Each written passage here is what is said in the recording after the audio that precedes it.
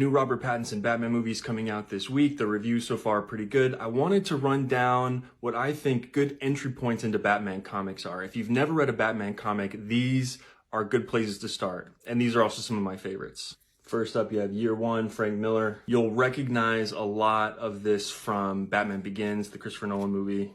It's just a really cool version of the character. The story is pretty short, easy to get into, very accessible. Next, Long Halloween. You might actually recognize some of this from The Dark Knight. Nolan pulled a lot from a lot of different sources. Specifically, the crime family stuff, the Harvey Dent stuff, seems to have been an inspiration in this one.